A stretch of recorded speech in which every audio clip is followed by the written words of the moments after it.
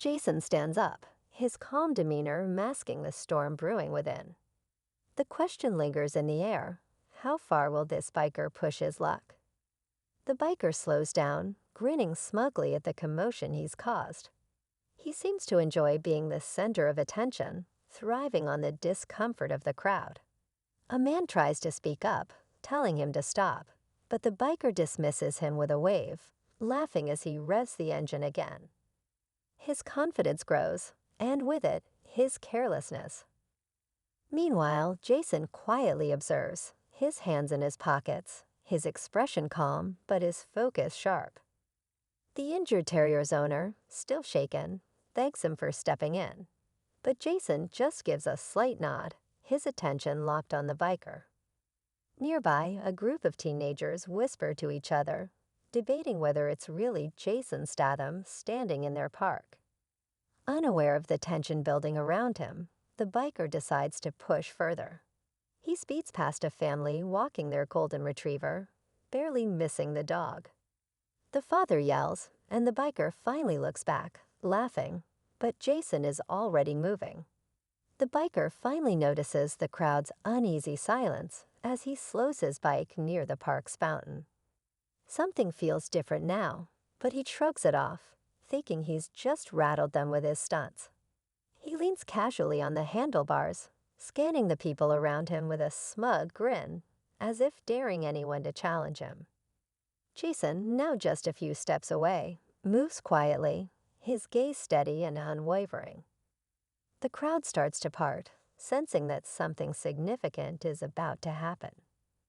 The biker catches sight of him and narrows his eyes, finally realizing he's the focus of everyone's attention.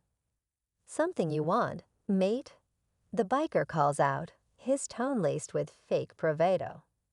Jason doesn't reply right away. Instead, he steps closer, the faintest smile playing on his lips, as if he's sizing up his opponent. The biker's smirk falters for a moment, but he quickly recovers, revving his engine again in a last-ditch display of control. The tension in the air is thick, every eye glued to the scene.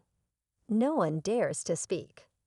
Jason pauses just a few feet from the biker, the silence amplifying the anticipation. Whatever is about to happen, it's clear the biker has no idea what he's truly up against.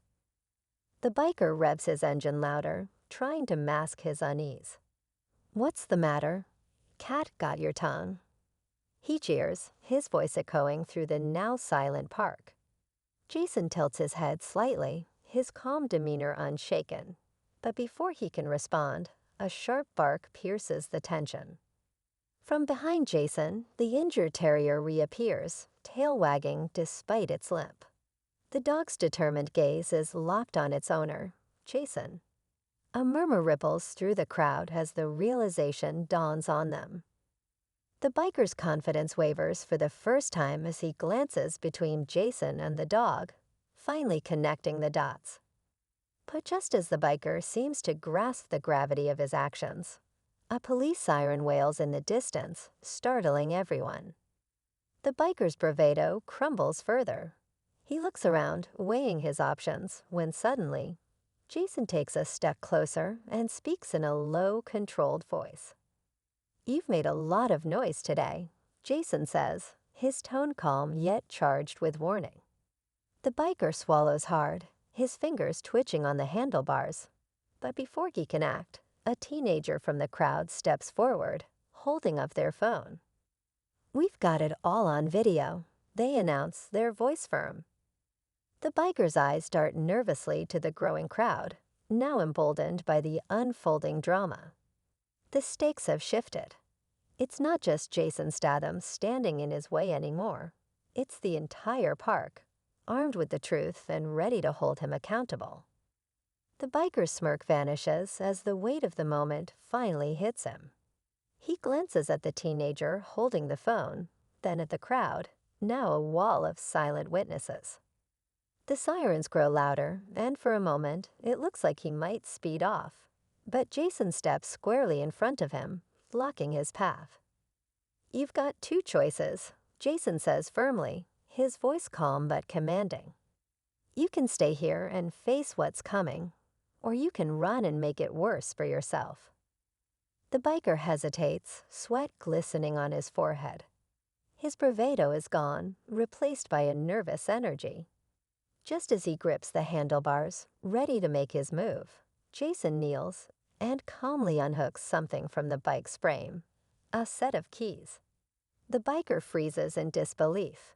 Jason stands, holding the keys up for the crowd to see before tossing them to the teenager with the phone.